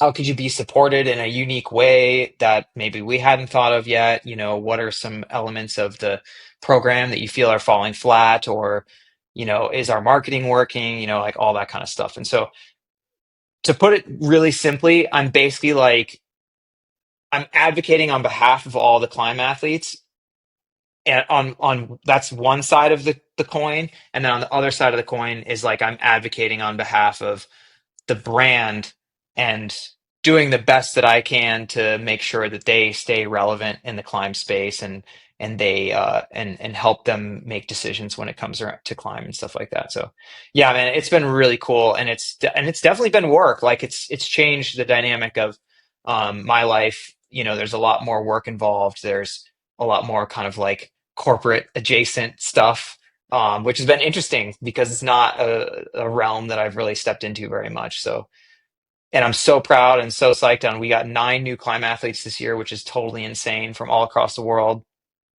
A lot of like really cool names, like across various disciplines. And yeah, man, I'm just here to like try and make the program the best it possibly can be, and to also like really try my best to represent core climbing and keep the values of core climbing in existence in the industry, which is so important in my opinion. I just love this idea of someone who's been part of a brand for 17 years. Geez, man, 17 years, because it gives you the ability to look at both sides where, a kid comes on and they think to themselves, well, what I'd like is $1 million a year, and I'd like to do Totally. nothing and just climb. And that sounds great. And then when you're there long enough, you can see the other side of things where it's like, I know that's what you want. Here's what brands need. Here's why they need it. And it also just makes me curious, what was it like being a professional climber 17 years ago versus a professional climber today? Oh man, that's an awesome question. And yeah, I love thinking about that because I feel like I've been on this crazy journey and I've been so grateful for all of it. But I also just think that climbing has been on this crazy journey. And certainly the resources were smaller. There's no question about that. Like, for instance, when I first started with Arcteryx, I did several years with just product, which is still, something that happens now more. It depends on the size of the brand that you're working with, but that can be like something that goes on for a long time. And then even when I got some of my first paid contracts, I mean, it was like $500 a month, like, the kind of thing that at the time was enough for me to work less, but it certainly wasn't enough for me to completely quit working. And I just think that, the athlete team was small. I mean, when I started with them, climbers, we were probably like 10 people or like maybe even like 6 people or something like that. Now we have 40 climb athletes, like climb only, then all the other athletes on the team are, the number goes way up. But yeah, I mean, the demands are different. I think principally one of the main things that's changed is that back then you climbed and you hustled and you did events and you taught clinics and you did slideshows and stuff like that, but ultimately any reporting on your climbing or any like assets, photos, videos, stuff like that wasn't really up to you. That was kind of like you weren't the one to designate whether or not what you did was important, and somebody else was, and then somebody else was probably the person that would have a photographer come out and take pictures of you. Like when I first started, there was like no, like the thought hadn't even crossed my mind that I would like get photos myself like that, or like post videos from myself. It was like there were a few key players in the industry and I was really lucky to be friends with a couple of them. That's like Keith Ledzinski and Andy Mann, and they were like incredibly helpful for me back in the day. um and honestly, there were a couple of folks, and one of the earlier people who really did this was Joe Kinder, who started to like be like, oh well, I can make my own videos. Like at the time he was dating Colette, and Colette's now still a photographer and she's amazing.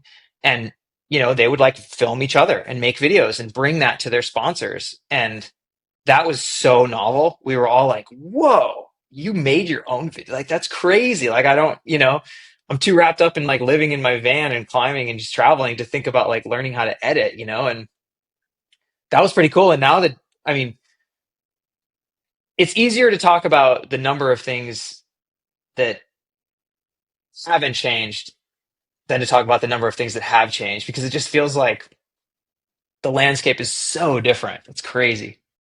It's a different world, but I do think that what you hit on was really important where there's no, I don't know if you call it like a middleman now between Yeah. yourself and the people who make consume news or media about yourself. And I often advise younger climbers to think of themselves as kind of a brand.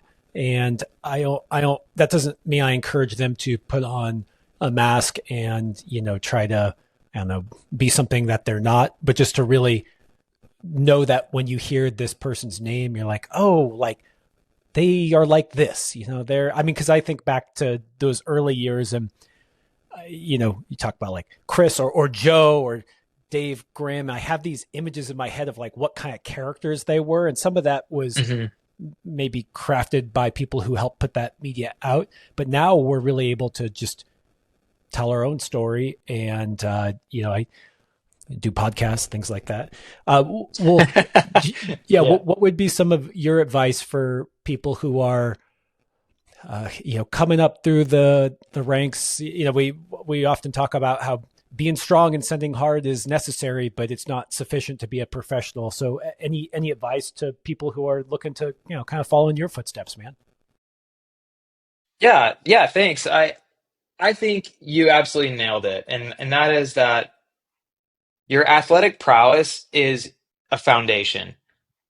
I mean, the reason why, or 99% of the time, or 90% of the time, that a brand starts a partnership with an athlete is because there's something about your story, about your achievements that is interesting to people or inspires people. And you can see it as like the brand wants their values and their goals and everything to align with that of the athlete. And so, most brands are trying to improve, to evolve, to get better, to do, to do their best. And so they like that attitude. So certainly like athletic prowess is important. It's kind of like the foundation. But if you're wanting to, it's one thing if you want to like get some free shoes or whatever. If you're eventually wanting to make a career and get paid, you have to recognize that you need to show clear value to the brand. One way to think about it is that if the brand's going to give you $10,000, are you going to create $10,000 worth of sales for them? I mean, it's never, marketing is never quite measured exactly that way. And it's so nebulous that it's almost impossible to think about it that way. But I like to think about it as like, if I was ever going to like interview an athlete, I would say like, what kind of values can you add? And it's not just that you climb strong and that's awesome, but are you a great communicator? Are you going out of your way to get photos and video, stuff that is of a great quality that the brand can use? Are you willing to go teach clinics, to do slideshows, to be like those are the kind of things that it's such clear value that it's harder to say no. Like let's say that we sponsor an event, like Arcteryx sponsors an event, and as part of our sponsorship, we want to bring two athletes to teach clinics. And are they going to engage with eight strangers and like show them a really good time and be patient with them and like be be an ambassador, like be the kind of person that brand wants to wear, that you're wearing all their stuff or you're wearing their shoes or that they stand behind you. And so it's those kind of things that I think a lot of young athletes aren't thinking about as much. I think that climbing isn't basketball, right? If you're the best climber in the world, unfortunately, that might not be enough. If you're the best basketball player in the world, you could probably be like a total asshole and do nothing else but play basketball and score points, and that would be enough for a team to want you. But in climbing, because it's not an entertainment sport and there's not as much money in it as there is stuff like basketball and whatever, and it's not as driven on like purely winning, just sending V16 or just climbing 515, unfortunately, for the most part, isn't enough. Like, how do you tell those stories? How do you engage with the community? Are you the kind of person and the kind of character that inspires other people to be better? And oftentimes competitive energy, that's not really helpful. Like there's certain things that just aren't it. And so yeah, it can be hard, I think, because I felt this way at certain times in my climbing life too, especially early on when I was like looking only at the numbers and saying like, oh, well, I'm climbing this and that person's climbing that, and I was doing this last year and they haven't done that or whatever. And I think that that's the wrong way to go about it. I mean, again, like the climbing performance and the dedication to climbing is the foundation, but from there, what is it about what you do that's unique, that's really like bringing the community along with you, that's like lifting up people and that a brand would want to stand behind. They want to have you associated with what it is that they're doing. Well, and that's why I think it's so important where when you do have your own personal brand that it doesn't have a fake mask or something inauthentic, because otherwise Dude. the brand's not going to, you might sign up, you might have your heart set on some brand or give you money, but it's not going to work in the long run if you're faking it. You're not going to last 17 years. So Dude, 1,000%. And it's I think my biggest piece of advice to anyone who is ambitious to have a career in climbing is to authentically tell your story and to share your story. And here's the thing. You might change as a person, but as long as you're always true to that person that you are, that is real. And no matter how hard people try to cover up and change their personality online or change the way that try and, you know, fight really hard to act a certain way, to be perceived in a certain way, after a few seasons, a few years, like that's going to fade away and it's going to be really clear, what's really going on. And I think that part of that authenticity, in my opinion, is people want to know the ups and downs of what it means to push it. And if you're only showing up and you're only showing your face when things are going really well, sure, that's like great for headlines and it gets you on the 8A homepage and whatever. But the the juice in that real authenticity, in my opinion, is also showing up when things aren't going well, talking about those things. Like when I'm deep in a project and I've been trying it forever and I feel like there's no way I'm going to do it, I look to the stories of people who overcame similar situations like that. I don't like to see that some person just easily did something in a weekend. Like that's not motivating me to try harder on my project. Like what's motivating me is to hear about that person, even if it means they're just climbing, 513 or whatever, that put in this epic battle. And when it felt like there's no way that it was going to turn out in their favor, it did. I'm like, oh God, that happened to them. Maybe that could happen to me. I'm not going to all of a sudden be inspired by like, oh, I've tried this thing for 25 days and I just learned that somebody did something in a weekend. I'm like, well, how does that affect, like, how does that relate to what I'm doing right now, you know? Well, and that's why I like when you're telling your story about I scoped the holds last year and I trained for 2 months. I don't really drink anymore. I spend money on massage therapists. After I Dude, do this, I may not be able to do that 14C in the day that maybe I could have because I had to focus versus which is you, man. And some people that might not resonate with, and some people might want that kind of, maybe they're 16. They're like, man, I just want to be the kind of guy who just shows up, doesn't really care, and then just on sites crushes everything. and like I Yeah. understand that too. But if you like you, I don't think you would play if you had got on this pod and been like, "That's the person I want to put out." It's like I don't know. We can see through it. Yeah, we Totally. know. Yeah. Dude, totally. And I just think it can feel difficult to share those parts of you that feel more vulnerable, but in the long run, it's so much easier to just be yourself than it is to try and be someone else. Like, because I can't tell you how difficult it is to be a different person for more than, a couple of months. So, yeah, I mean that's my biggest piece of advice. And one other very small thing that's critically important.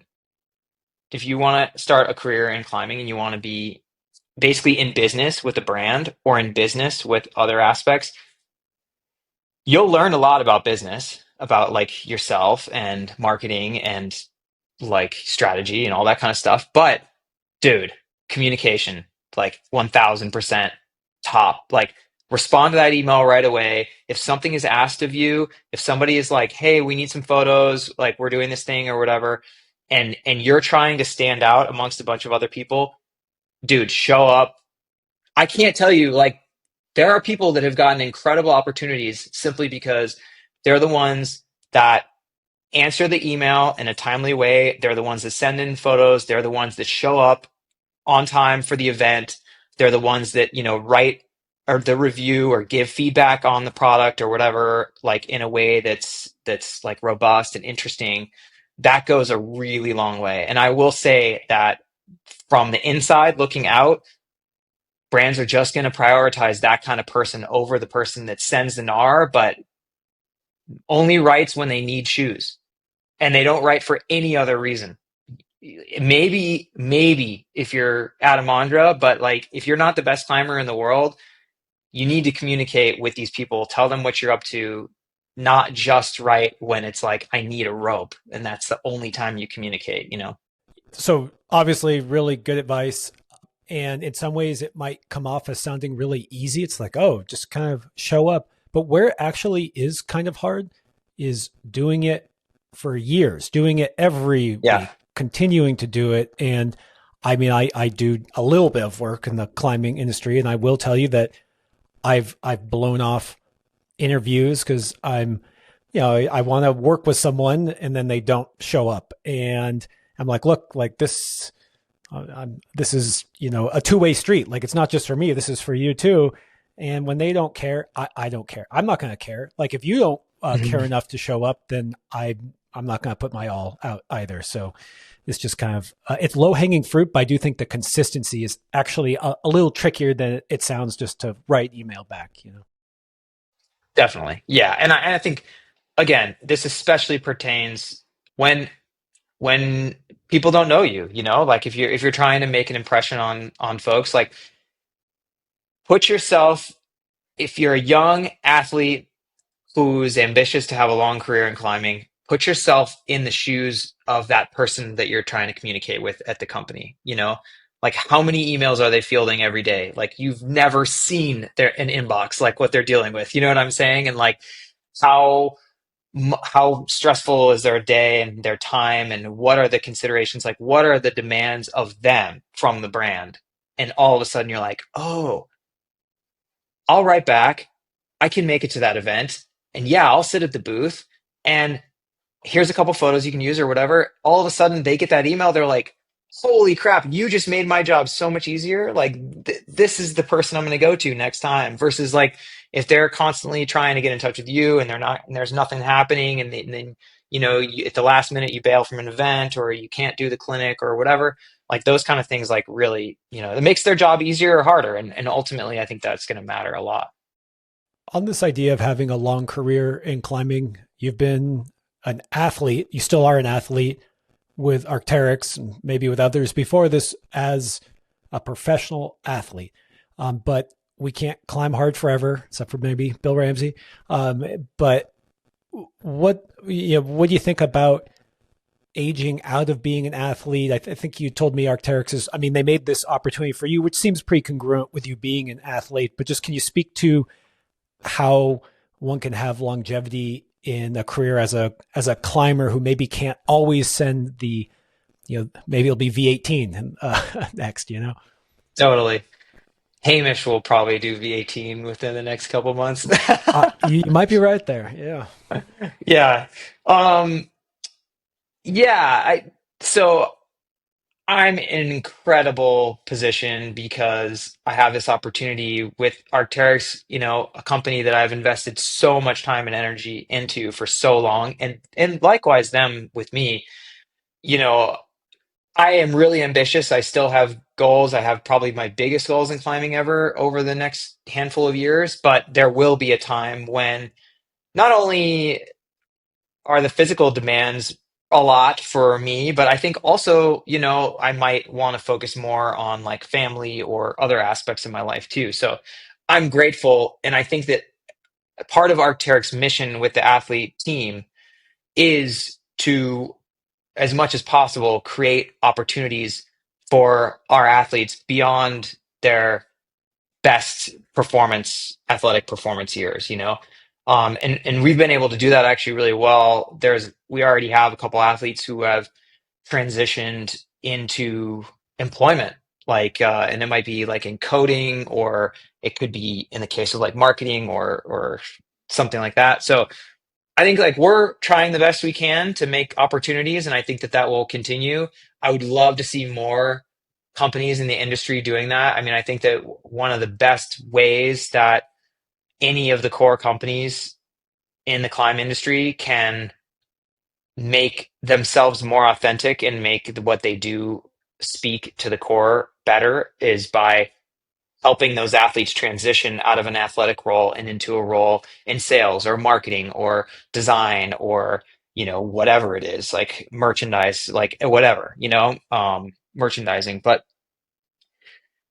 I think that I was always aware of the I've been aware of the fact and I think this probably resonates with a lot of pro climbers, but I thought, when I left college and I got like a little bit of money and I was able to go traveling a little bit, I was like, oh my God, this would be insane. Like maybe I could get a trip paid for to go to Europe. That'd be sick. I took a year off from college and then it was like, oh man, I'm making like 5 grand a year. Like I can route set a little bit less and be on the road a little bit more. That would be sick. And so I think that I've benefited from always kind of only being able to look 3 years down the line. And so I've always known that my athletic career is fleeting. I'm grateful and very lucky for the fact that it's gone much longer than I had expected and been more successful than I had expected. And I try and live in that mind state always. So I think that keeping my relationships with the community, this not exactly like going to college or getting a PhD or something, but I have accrued a lot of understanding of climbing and these places and training and all these things, and kind of trying my best to value those and put energy into those things, knowing that one day, hopefully, one of those associations can become a line of work for me that doesn't demand me to climb 515.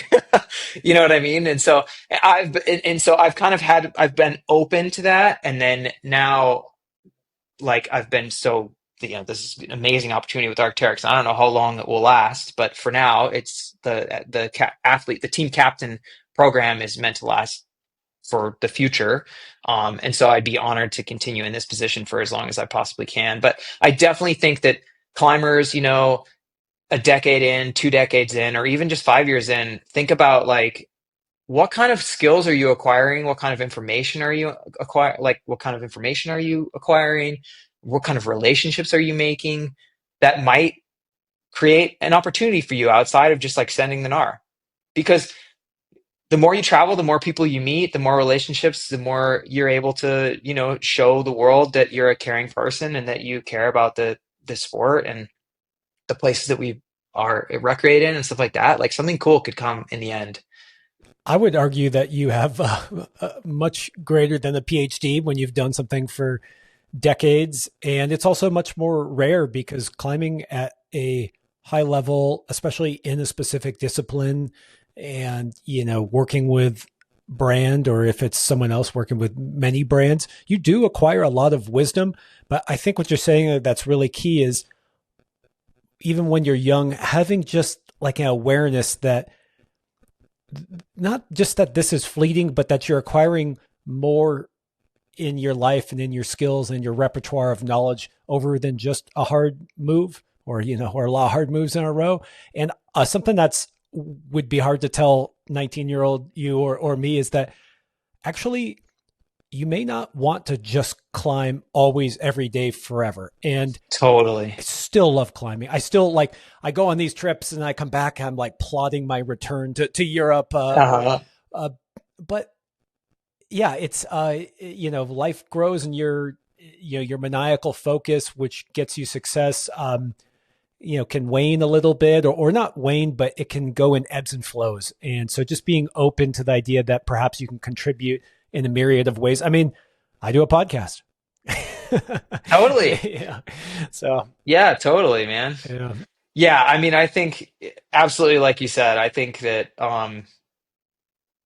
what's always been really clear for me is that I'm committed to climbing and the culture of climbing and the people and the community of climbing. And I would, it's always going to be an important pursuit for me personally, but I would like to think that through my commitment to climbing, and it seems to me now that this is clear that other opportunities will come as well. And I completely I mirror what you just said in that, I still am hugely ambitious and I have like so much climbing ahead of me and I'm so psyched. And even, beyond, to be honest, like my ambition for sport climbing in particular is starting to wane, but my interest in other disciplines of climbing is going way up.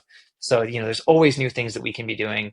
But even that being said, part of the reason I like being at home is that there are so many other elements that bring me joy every day.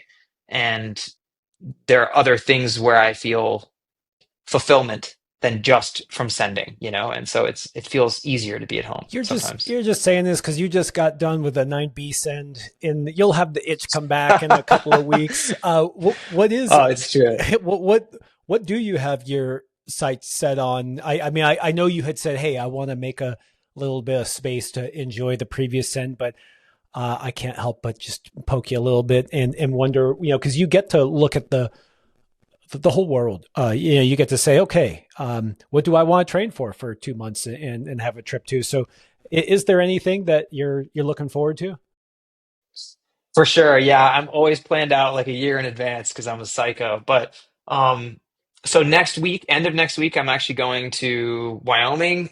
I'm going to Wolf Point, which is an area that I helped develop like 12 years ago. It's just outside of Lander. I'm so psyched to find there because I haven't been there for a number of years. And BJ Tilden is a really good friend of mine and one of the best climbers in the country. And he's got a handful of unrepeated routes there I'd love to try. So I'll be there for a while. Then I'm actually going to be in Colorado, maybe even go bouldering. Whoa, calm down. I know, dude. It's a long boulder, and it might be too hot, but we'll see. I'm going to train a little bit and do some bouldering adjacent if possible. But I've always wanted to try Aslan, Mm. which is like it's on the it's like a, actually don't know the name of the boulder. Is it the marble? I Or it finishes on the it marble. finishes on the marble. I know what you're talking about, but I would just call it, yeah, like I think of the marble when you say that. Yeah. So for your bouldering audience, I'm still relevant. I still try 30 move boulder. Didn't you do Jade back in the, am I wrong on you doing Jade a long time No, ago? I did. I did Ah, Jade. yeah, Yeah. you don't know how Boulder, just 10 Jade. years Yeah. ago. Oh my God. Yeah. I don't know. It's not that long ago. Still impressive. More impressive back then, to be Thanks. honest. Yeah. Yeah, that's true. Now V14 is like nothing. I mean, still something for me. I would be psyched to find V14 again. So, I don't think anyways, I think everyone's always happy when they send V14. No one and then if I you would can hope tie in and so. do it, I don't know how many V14s there are on a rope, but you put one of those right in the middle of a rope stretcher, and that's one of the hardest climbs in the world. Oh yeah, no, it gets serious. It gets serious. But anyways, in summation, some traveling this summer. I'm going to Squamish after that, and then we're going back to Europe in the fall. Going back to Arco. There's many more routes there I want to try. And then for next spring, I'm gonna try and stay at home because there's a few like limit projects that I have near Vegas that I'm really excited about trying. Um, and beyond that, I don't have any plans yet as of yet. So. I just I'm just wondering, have you or do you know anyone trying Supreme Jumbo Love? As I after Seb came and did it and put up 15C here in America, I was just like, do we have someone that's to me that's the just do it of our of the new age, having a Frenchman come and put up a it was a 14C, now it's a 15C. I was just wondering if you have Well, any. dude, it started as 14A too, because a French person did the first 14A in the US too. I know. Wait, was that to bolt or not to be? Wait, no, what would Yep. okay, yeah, wow. Mhm. Very different style from Yes. Oh yeah. my God, it could not be any different. No. I tried it actually last year for one day with Chris Sharma, and yeah, I think we were both pretty motivated. It's cool. It's very cool. I'm super psyched on it. It's just about finding the right timing. Also, a hole broke on Jumbo that probably needs to be repaired. So there's a few like random roadblocks, but no, man, I would love to try it. I think it seems rad, and it seems like if I was ever going to achieve that level, having it be like 200 feet long is probably the best chance that I would ever have. Like I went and looked at Excalibur, and because a lot of people were like, "Oh, dude, you're an Arco, you should go try Excalibur." And I was like, "Oh my God, you guys, like this thing is like, I feel like I could like jump and touch the top. You know what I mean? Like I don't think like for me to break into a new level, I would have to do a lot of training to imagine anything like that." Well, that's like Jade. maybe a couple of jades on a rope. There you go. Couple of jades. Yeah, I think it pretty much is. I think it's like 8B boulder, 8B plus boulder, kind of crappy rest, 8B boulder or something like that. I don't know. It's something crazy. It's probably better expressed as like a V16 or V17 Wow. boulder than it is even as a root. But Well, just because we said something about Seb and you talked about China really early on, any like I've been watching those videos of Seb on some of that rock in China. It looks good. It looks really dude, good. yeah. I also have an enormous interest in going there. I've been to China on a number of trips. I went there and did some bolting in Mashan in 2019, and then I also was in Yangshuo in 2018 and also in 2009.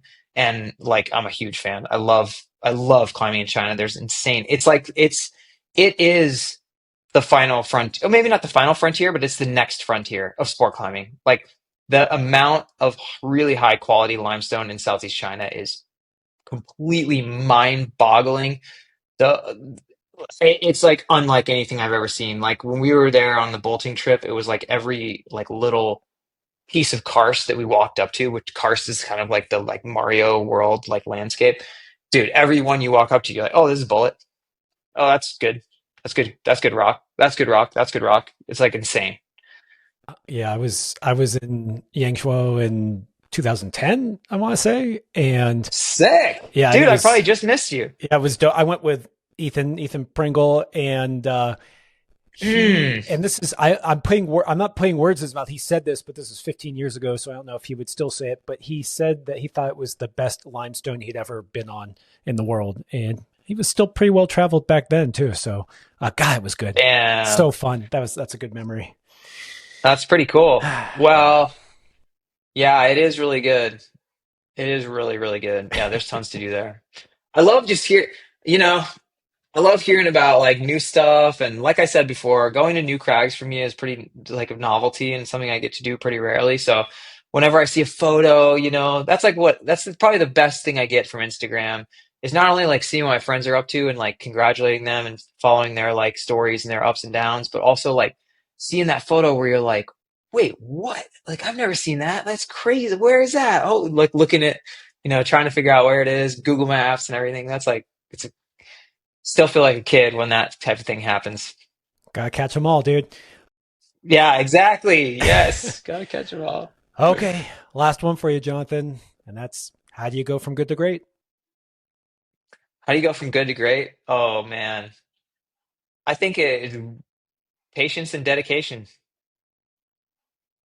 Yeah, I think you got to be patient. There's no shortcut.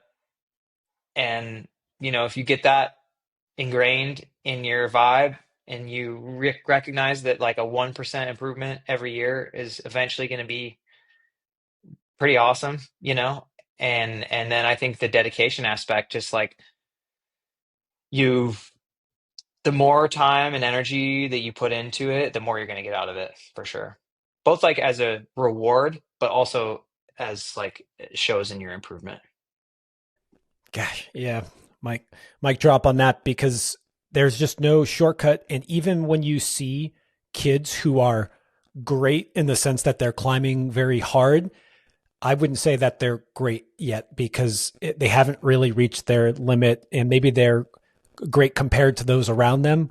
And, the generation before them who are weak and didn't get to stand on the shoulders of the generation before them. But really, there's no one that I can think of that we think of as being a legend that don't really confront the the hardest stuff in their physicality and their minds and the rock and just grind away for their whole life, really. So I love that, man. For sure. Yeah, I totally agree. Yeah. All right, well, good stuff, man. Blast getting to link up with you while you're in the U.S., catching you between your trips to Europe. But yeah, that was just fun. Thanks for taking me all around the world. That was a blast. Yeah, thanks a ton, man. I really enjoyed it. I think it was fun to talk about a number of things I feel like I haven't talked about before, and I really value that. It was great. Yeah. Cool, man. I really enjoyed it. Until next time, dude. Cool. Cheers.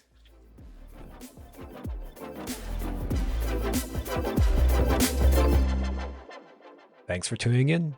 If you'd like even more content, go to patreon.com/testpiece. And while you're at it, share this podcast with someone you know who would love it. And please leave us a review or rating at wherever you get your podcasts. We've also got tons of great content on YouTube and Instagram, so don't forget to like and subscribe there. Okay, see you next week.